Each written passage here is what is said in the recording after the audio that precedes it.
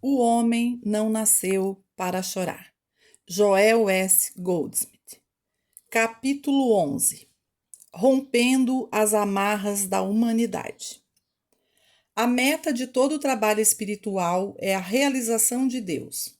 Chegar a um ponto em que estejamos plenamente conscientes de que não estamos vivendo nossa própria vida, que há alguma coisa, uma presença transcendental que assume tudo, que vai à nossa frente e cuida de nós. Vida eterna e harmonia divina vem a nós, assim como nós conhecemos Deus corretamente. Ainda que esta seja a parte mais difícil de nossa jornada, por implicar em liberar todo e qualquer conceito de Deus adquirido durante a nossa vida, sem dúvida, tem que ser o primeiro passo a ser dado. Examinemos nossos conceitos do Deus que abençoa, mas os conceitos de Deus, por mais sublimes que possam ser, não podem abençoar ninguém.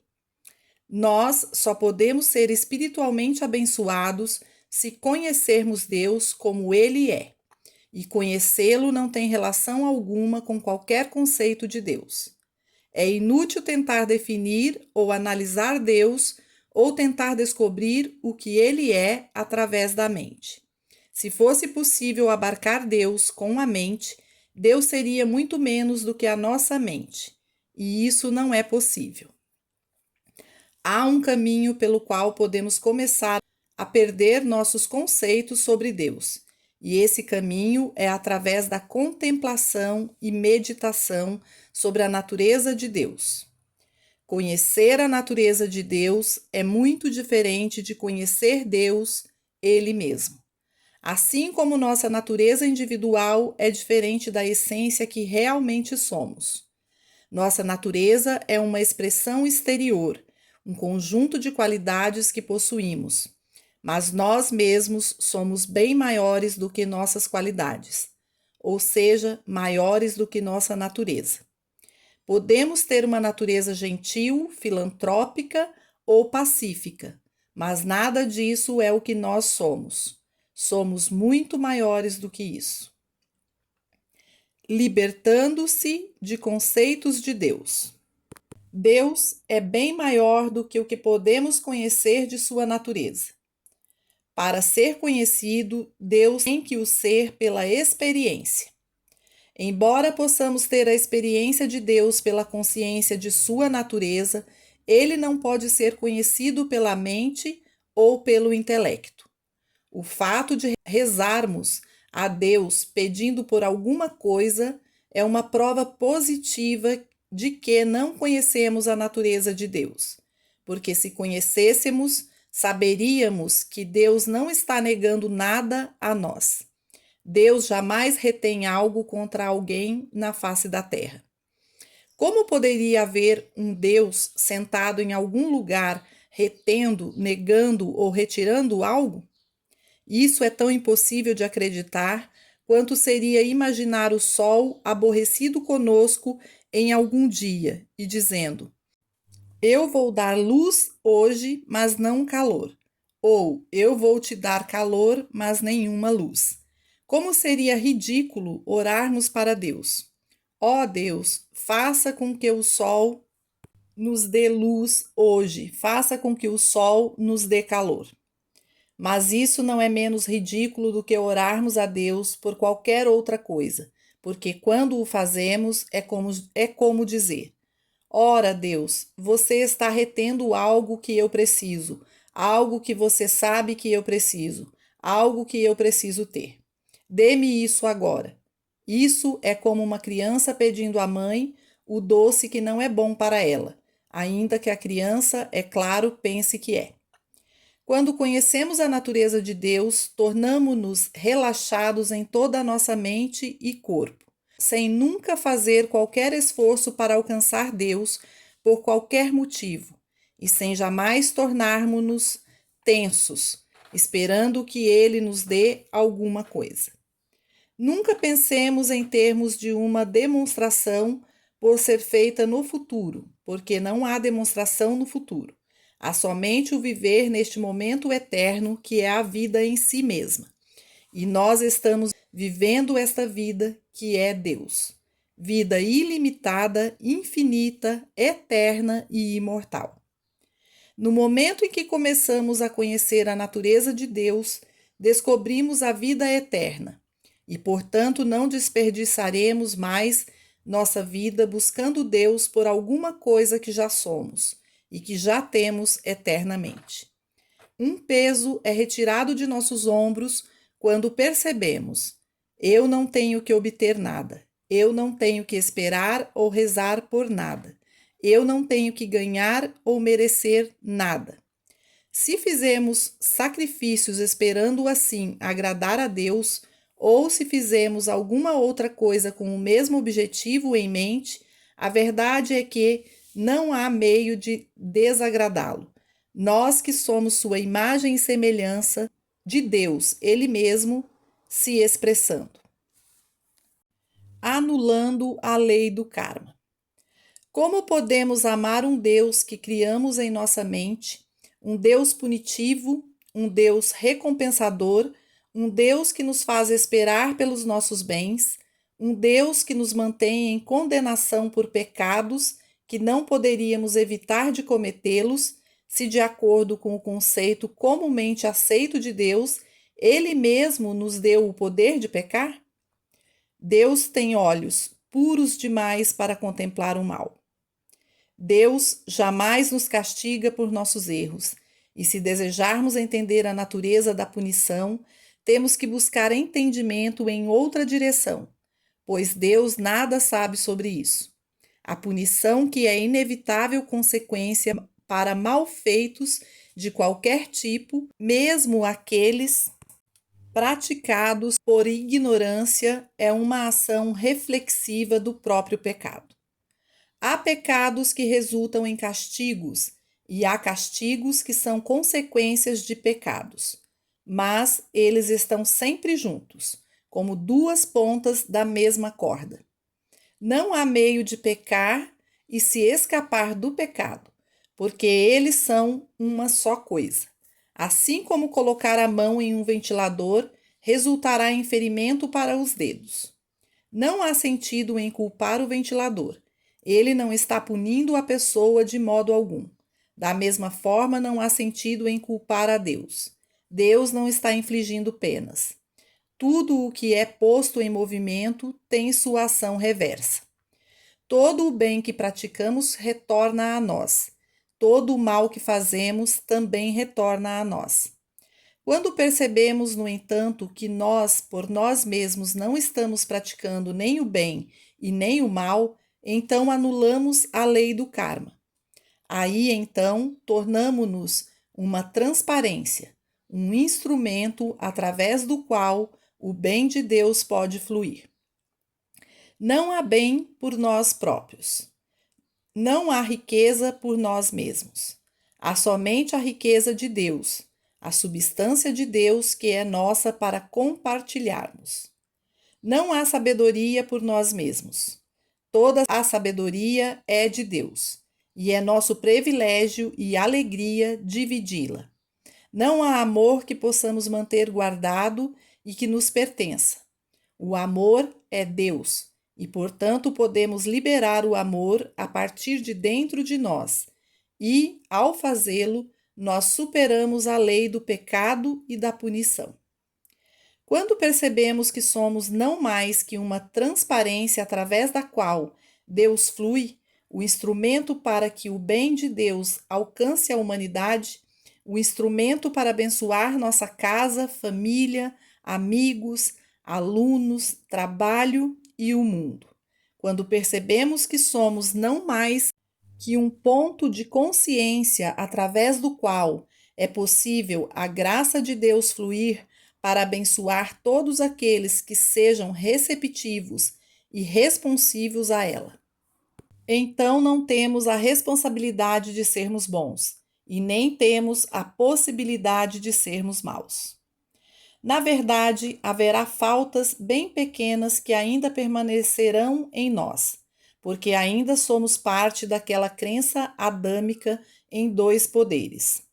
Mas, no mesmo grau em que realizamos que não posso fazer nem o bem e nem o mal, eu sou apenas a transparência através da qual Deus se manifesta, eu sou o instrumento pelo qual a graça de Deus está fluindo. Então não temos qualidade de bem e de mal, e não podemos ter nem bom e nem mau karma.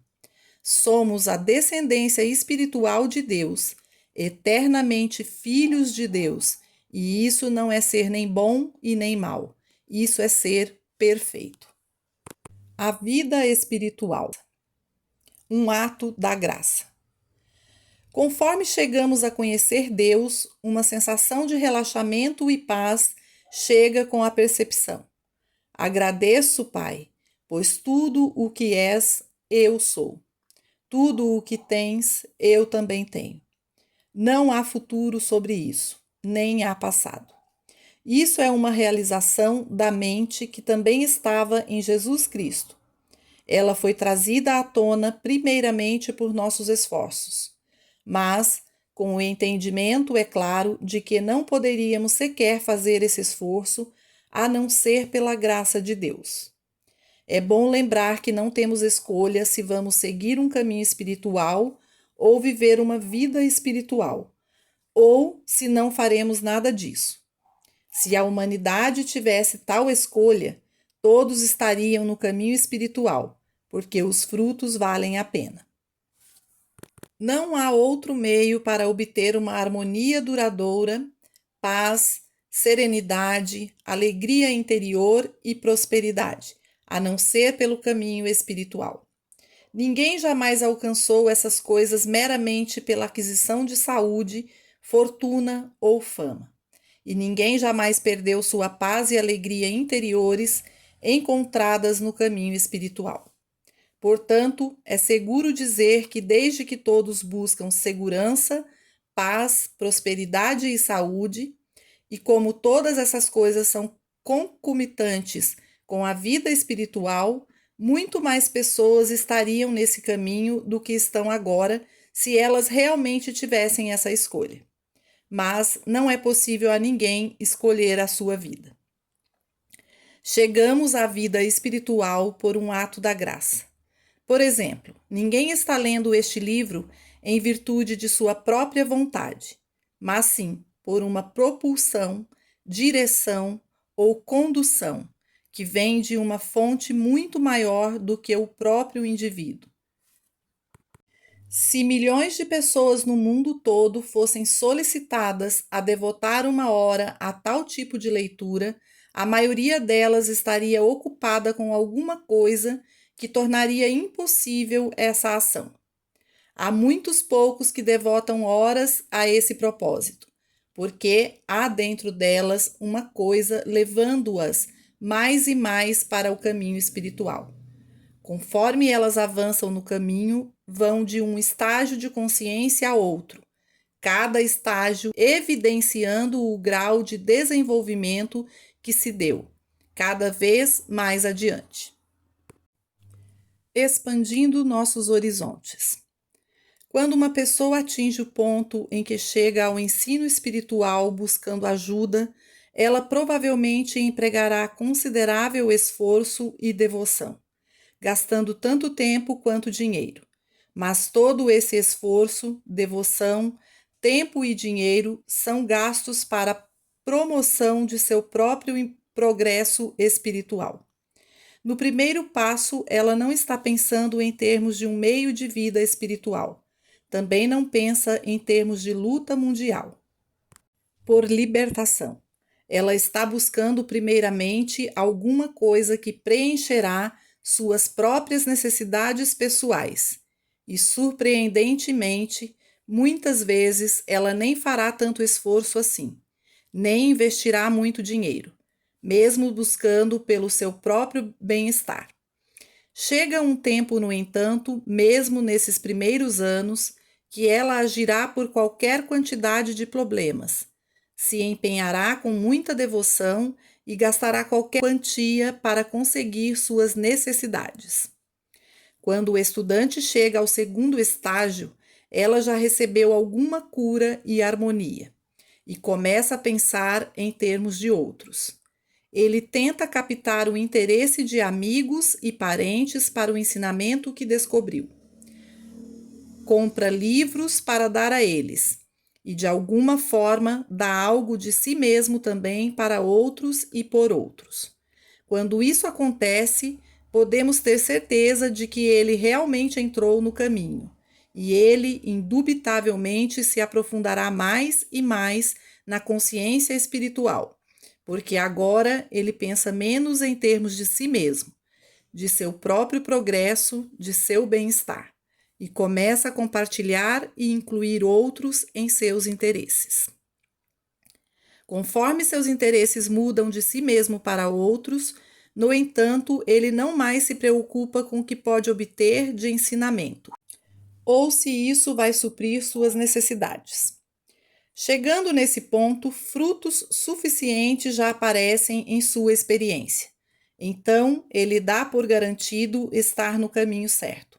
Com essa atitude, ele entra no terceiro estágio, que é essencial antes de entrar na plenitude da consciência espiritual e experimentar os frutos de todas as coisas acrescentadas. Este é o ponto da consciência a partir do qual ele pode ajudar o mundo. Agora, esse pensamento é centrado em como ele pode doar de si mesmo, como ele pode, de alguma maneira, servir para que outros possam se beneficiar de seu trabalho.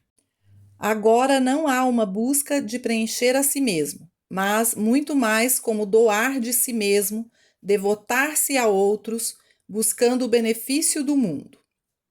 Mais do que pretender que sua vida seja centrada em seu próprio bem-estar e no de sua família, seu horizonte agora alarga-se para abraçar o mundo inteiro. A consciência universal tem sido tocada, e o estado que o mestre descreveu como amar o próximo como a si mesmo está sendo alcançado. Não é de uma vez, porque é impossível para um ser humano amar o próximo tão plenamente quanto a si próprio. O ser humano ama primeiro a si mesmo, em seguida sua família, mas raramente, às vezes nunca, seu pensamento vai além de si mesmo e de sua família. Algumas vezes, a pressão social o impele a ajudar instituições filantrópicas ou projetos comunitários, mas normalmente isso é feito não sem uma certa relutância e nunca de acordo com sua real possibilidade financeira.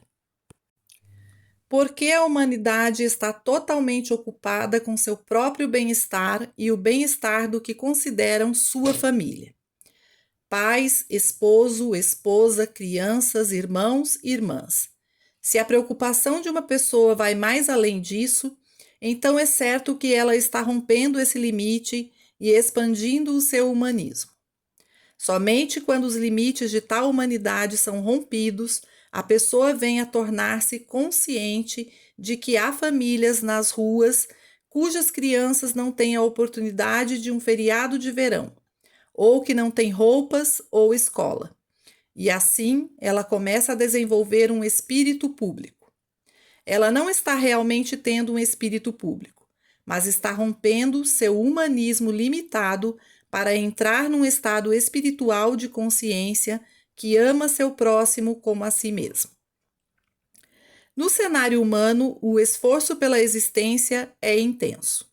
É o esforço de construir um meio de vida adequado, pagar as contas em dia e ainda ter uma sobra. Essa é a característica da consciência humana limitada, que só pode alimentar a si mesma, valendo-se de sua própria força física, educação, experiência pessoal ou influência, que possa resolver alguma situação. Tudo isso é parte de um humanismo limitado. Mas para aqueles no caminho espiritual, vem um período no qual o esforço diminui, a vida oferece mais frutos e o trabalho fica menos árduo. Normalmente, esse período coincide com o segundo estágio de desenvolvimento, quando começamos a pensar nos outros e compartilhar com eles. Quando começamos a ver que há outros com problemas no mundo e talvez, como vizinhos, possamos fazer alguma coisa por eles. Na medida em que começamos a nos preocupar menos com nossos problemas pessoais e estendemos nossa consciência para abraçar e incluir mais os nossos próximos, descobrimos que nossa provisão aumenta, as pressões de nosso trabalho diminuem, nossas aflições diminuem e nossos medos começam a se dissipar.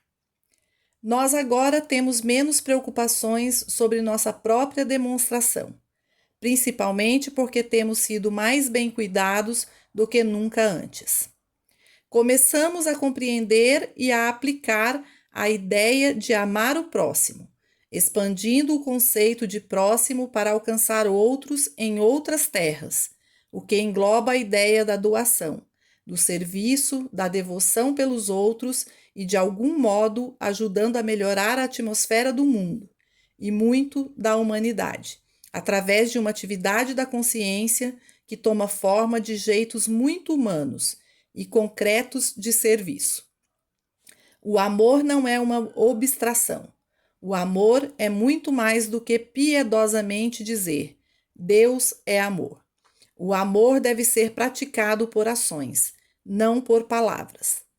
No terceiro estágio, notamos o milagre que tomou parte em nossa vida. A vida cessou de ser um esforço e as coisas acrescentadas transbordam para nós, não por mentalizá-las ou demonstrando-as, mas como ação reflexiva da doação de nós mesmos. O princípio do transbordamento.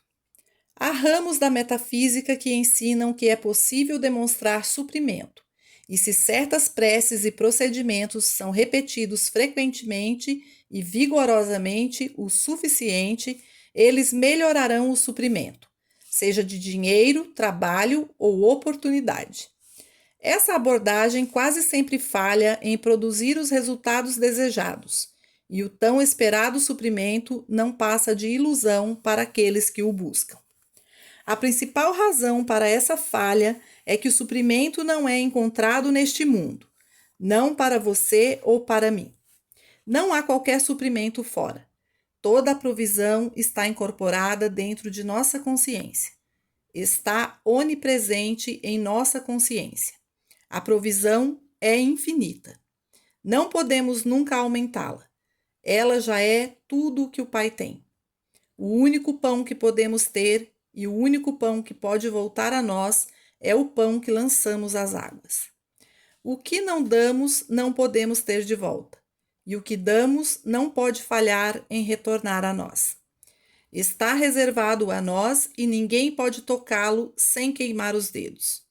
Não somos seres humanos finitos, somos a vida de Deus em expressão individual, incorporando tudo o que é necessário para a nossa experiência. É como uma semente individual, que contém em si mesma tudo o que é necessário para o seu desenvolvimento em árvore completa, capaz de dar frutos. A humilde semente, por uma atividade dentro de si mesma, preenche por si mesma o âmbito de suas necessidades, sem precisar retirar nada de outras árvores ou plantas que estejam próximas. E assim é conosco. Nossos bens aparecem para nós através de nossas atividades exteriores, como um trabalho, profissão ou por outra pessoa. Mas, mesmo o que aparece preencher nossa provisão a partir dessas fontes, jamais pode chegar até nós, a menos que coloquemos em movimento a atividade da consciência dentro de nós mesmos, que nos traz de volta tudo o que já era nosso. No terceiro estágio de desenvolvimento espiritual, aprendemos que nossa participação numa atividade espiritual e nosso desejo de contribuir para o aperfeiçoamento da humanidade e ser ativo com algum serviço que é beneficiar a outros, tudo isso é a saída do pão que retornará a nós. Essa é a verdade que todo místico conheceu. O segredo é dar e não receber, transbordar e não drenar, abnegação e não egoísmo. Somente em proporção ao que transbordamos de nós mesmos, a nossa dedicação e serviço a outros e ao que damos, pode o retorno chegar até nós. O princípio do dízimo. Nos dias bíblicos, essa lição foi ensinada aos hebreus na forma do dízimo. E há movimentos religiosos hoje em dia que ainda operam do ponto de vista do dízimo. As pessoas que entendem o que estão fazendo beneficiam-se enormemente e experimentam a natureza infinita e abundante de seu suprimento. Outras dão o dízimo sem receber qualquer benefício, porque não entenderam o significado e as implicações do dízimo. Quando uma pessoa contribui com expectativa de retorno, ela perde totalmente o benefício do dízimo. E não só não há retorno, mas ela também não tem mais o que deu. Quando uma pessoa acredita que deveria receber algo de volta por seu serviço e devoção para a atividade espiritual ou religiosa particular, ela perde qualquer bem que possivelmente resultaria para ela.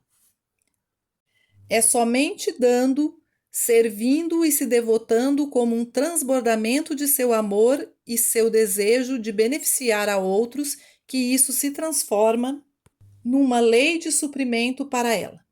Por isso é tão difícil ou quase impossível ensinar a lei do suprimento para nossos amigos, parentes ou estudantes, até que chegue um tempo em que eles deem evidência de que a descobriram por si próprios. De outra forma, o ensinamento desta lei seria como apontar a eles o caminho errado, deixando-lhes a impressão de que somente se doarem terão algum retorno. Não há retorno como resultado de dar, a menos que a doação seja do amor espontâneo que flui a partir da pessoa, inclinando-a a fazer o que está fazendo. É a mesma compulsão interna que deve operar para trazer a pessoa para uma mensagem espiritual.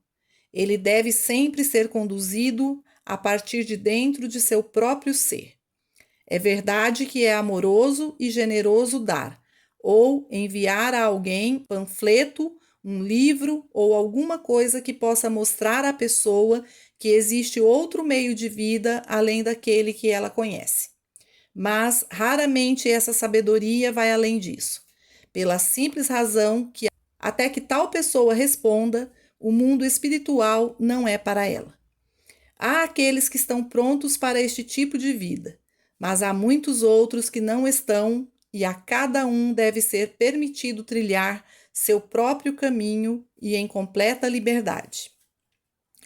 Quando entramos em contato com outros, devemos ser cuidadosos para não forçarmos ninguém a aceitar o nosso caminho de vida, seja dando, compartilhando ou servindo de qualquer forma, mas antes deixar que o desenvolvimento venha de dentro da própria pessoa.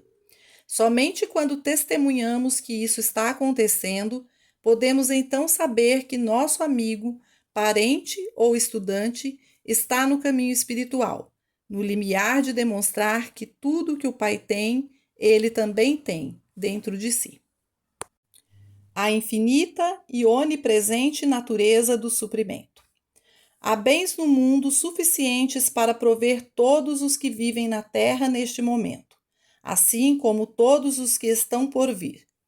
Todos poderiam viver em infinita abundância com o que existe hoje dentro da terra, na terra e acima dela. O que não houver nela, Deus nos deu os meios de conseguir. Há suficiente no mundo para dar a nós todos infinito suprimento, mas apenas se quisermos compartilhar e deixá-lo transbordar. Suprimento é dar, compartilhar, transbordar.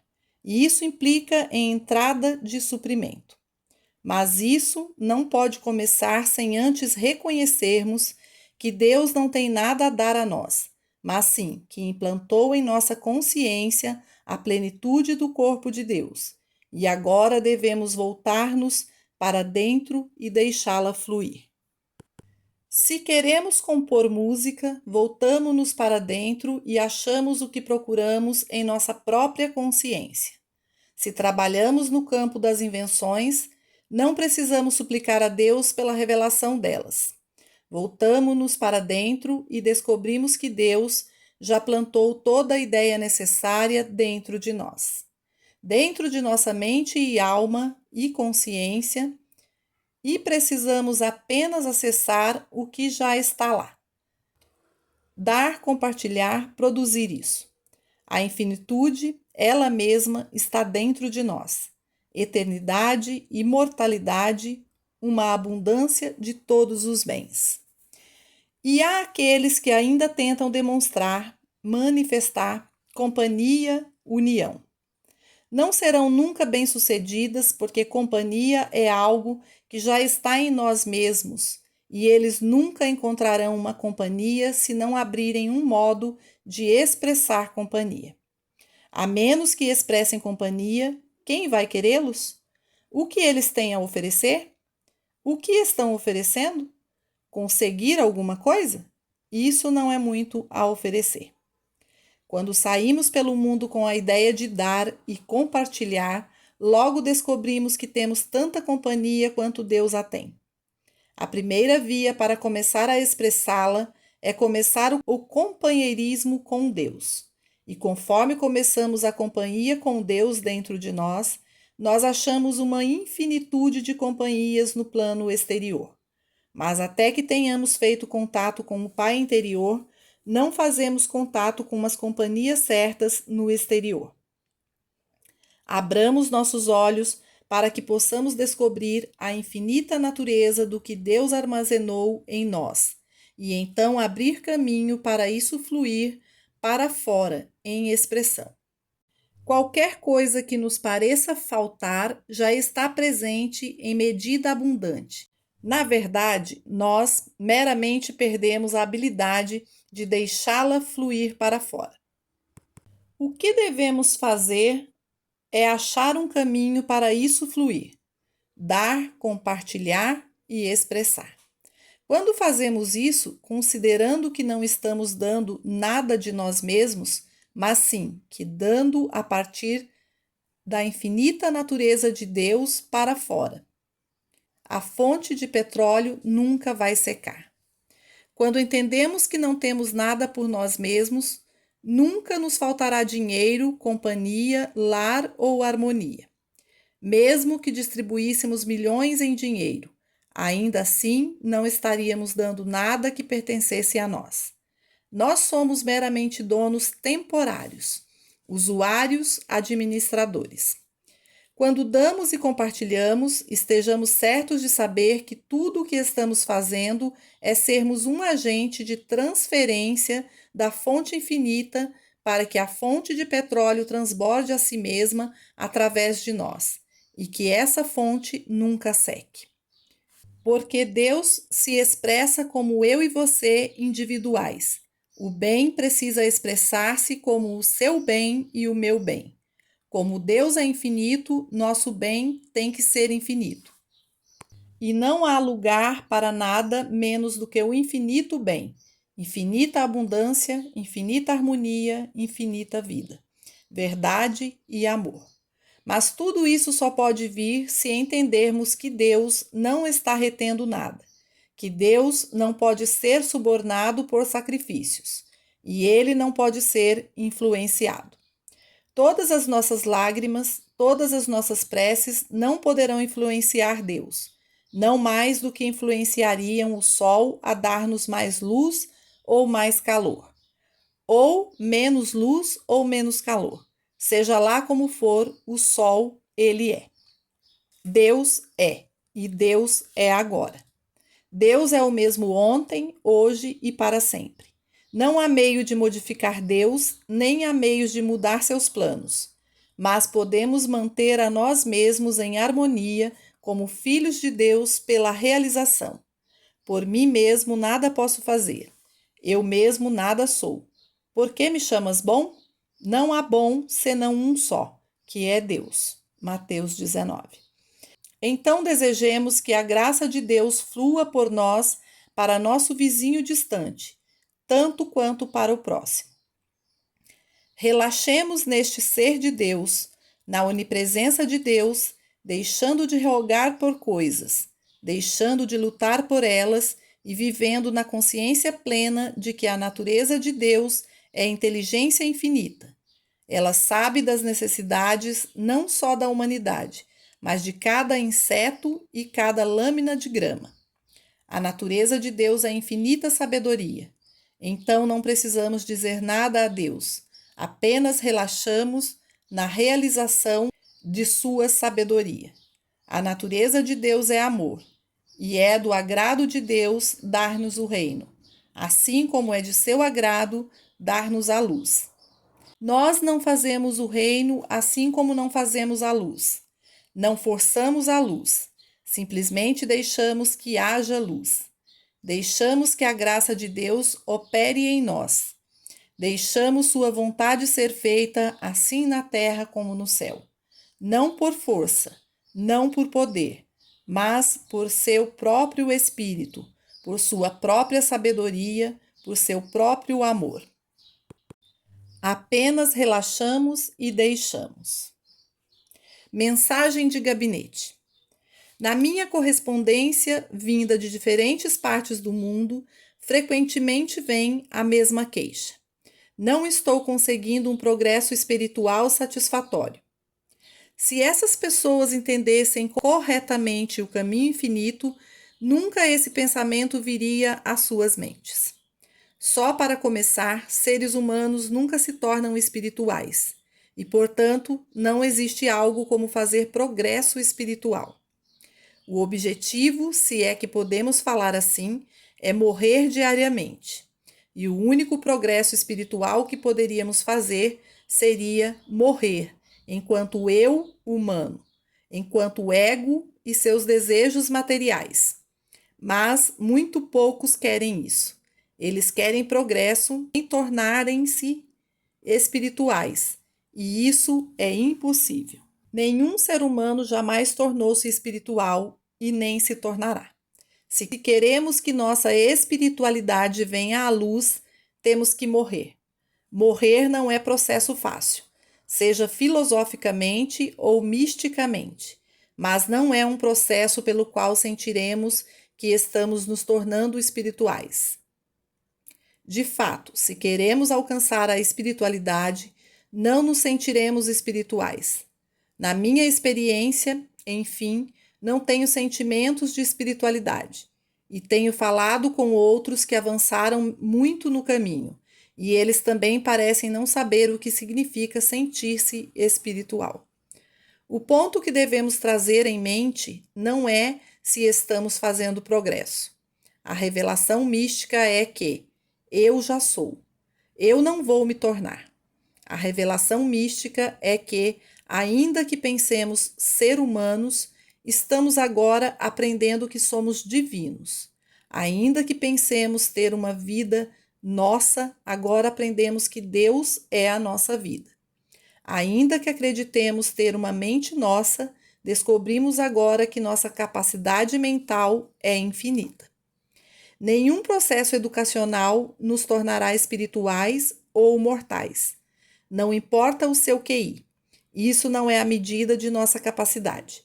A verdade é que não há limite para a nossa inteligência.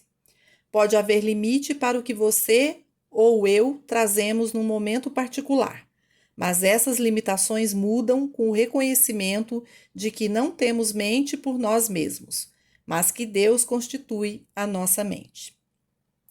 Do mesmo modo, muitos que cresceram dentro de algum tipo de igreja foram ensinados sobre o pecado e todas as coisas erradas que poderiam fazer, e entre eles 99% têm um forte complexo de culpa e estão convencidos de que não merecem a graça e o amor de Deus, ou que não merecem ser salvos ou curados.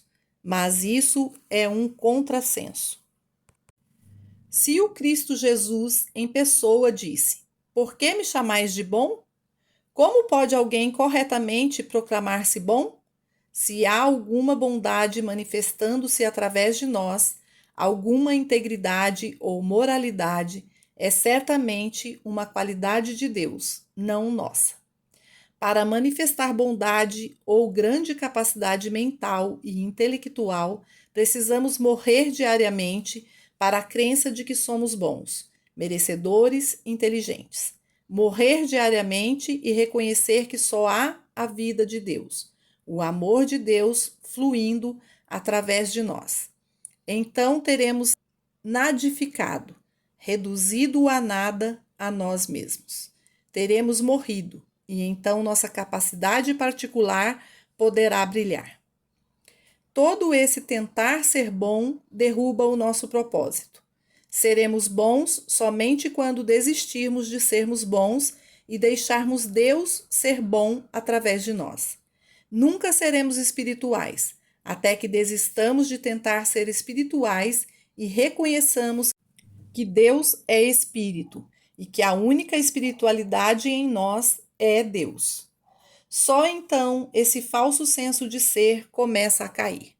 Nossas obras são as obras de Deus. Não somos mais do que instrumentos. Se eu testifico de mim mesmo, o meu testemunho não é verdadeiro. João 5. O Pai que está em mim é quem faz as obras. João 14. O mestre reconheceu-se a si mesmo como um instrumento através do qual Deus agia. Isso não é apenas humildade, é o tipo de humildade que permite ao ego morrer para sua entidade pessoal. Através dos escritos, você encontrará por toda parte a afirmação de que só há uma única razão para nossas discordâncias, sejam físicas, mentais, morais ou financeiras. E ela é o senso de separação de Deus, um senso de entidade e vida à parte de Deus. Esse senso de separação de Deus é acentuado e perpetuado no grau em que tentamos melhorar a nós mesmos, ao invés de perceber que o ser de Deus é que já é o nosso ser. Portanto, relaxe e deixe-o entrar em manifestação. Talvez não venha tudo num só momento. Pode levar meses, quem sabe anos, porque há uma parte de nós que não pode aceitar que Deus é o nosso ser. Essa falta de vontade de aceitar Deus como nosso ser tem sido a base de todas as perseguições religiosas. Uma das razões pelas quais Jesus foi perseguido foi porque fez dele igual a Deus. Em outras palavras, ele negou a si mesmo, permitindo a Deus ser a sua vida, sua mente, sua bondade e seu poder curativo. Ele jamais proclamou um poder de curar como o seu, nem proclamou um poder de salvar de si mesmo. Sempre era o Pai dentro dele quem realizava as obras. Se alguém diz isso, e é claro, ninguém tem o direito de dizê-lo a menos que esteja ensinando. Sempre há aqueles que escutam ou leem, sempre prontos para interpretar mal o que foi dito ou escrito. Alguns anos atrás, um professor metafísico mandou cartas a seus alunos advertindo-os a não lerem os livros de Joel Goldsmith, porque o Sr. Goldsmith dizia que era Deus. Como todos sabem, eu não digo nada disso. Eu digo, eu sou Deus. E isso é muito diferente, porque há somente um eu. E se eu sou Deus, você tem o mesmo direito a esse eu, porque ninguém tem patente ou direitos reservados desse eu. Sem a revelação, eu sou o que sou, recebida por Moisés, ele jamais seria capaz de conduzir os hebreus para longe do faraó, para o deserto rumo à liberdade. Se o mestre não descobrisse que eu sou Deus, seu ensinamento não atravessaria 2000 anos. O ensinamento do Cristo agora está crescendo mais rápido do que em qualquer outra época da história. E isso porque ele revelou a verdade que eu sou é Deus. Toda vez que encontramos um ensino que durou mais de 2000 anos, Podemos estar certos que por trás dele há a revelação de que há apenas um Deus e que Deus não nasceu, não morreu e nem ascendeu novamente em algum momento. Deus é para sempre e sempre. Deus não muda. Deus é infinitude, onipotência, onipresença, onisciência e nada disso está flutuando pelo ar. Tudo isso é revelado como nossa própria identidade espiritual. Deus se revelando, se manifestando e expressando a si mesmo como um ser individual. Você é esse ser individual. E se você ainda não chegou a um ensino místico e ainda não sabe disso, então você ainda procura por Deus pela verdade. Por que você acha que o mestre permaneceu em silêncio quando Pilatos perguntou-lhe: o que é a verdade? Você acha que ele poderia responder: eu sou a verdade? Ele não poderia fazer isto. Assim como você não poderia fazê-lo se um policial o parasse e lhe perguntasse: qual o seu nome? Ora, ele bem poderia responder: então você é velho demais para dirigir. Devemos ser muito cuidadosos a respeito de a quem revelar nossa verdadeira identidade. Não saímos por aí dizendo: eu sou tão brilhante quanto Deus, ou eu sou tão jovem quanto Deus, ou ainda, eu sou tão inteligente quanto Deus. São coisas que a gente revela apenas para um ou outro, e por sinal, somente para aqueles que nos procuram. E é por isso que não fazemos propaganda de nosso trabalho e nem esperamos multidões em nossas palestras. Imagine o que aconteceria se eu dissesse a todos: pare de tentar ser espiritual, você já é espírito. Portanto, não saímos pelo mundo dizendo o que sabemos. Colocamos um dedo sobre os lábios e só falamos a quem foi guiado até nós. Antes de meu trabalho público começar, eu recebi minha instrução interior. Nunca procure por estudantes. E eu nunca fiz isso conscientemente. Por essa razão, o que eu tenho a dizer é sempre chocante para a mente humana. Você começa a apreciar o quão boa é a sua saúde e o quão abundante é seu suprimento somente quando você para de tentar, de fazer esforço, quando você relaxa e descansa na garantia da unidade com o Pai. Por que se esforçar mais? Relaxe e deixe o desenvolvimento vir de dentro. Quando você percebe que Deus constitui seu ser individual, Deus é a vida em você, a mente e a alma em você. E mesmo seu corpo é o templo de Deus. O que mais há para saber? Você plantou a semente da verdade. Agora vá cuidar da sua vida e deixe a semente criar raízes. Deixe ela se manifestar por si mesma.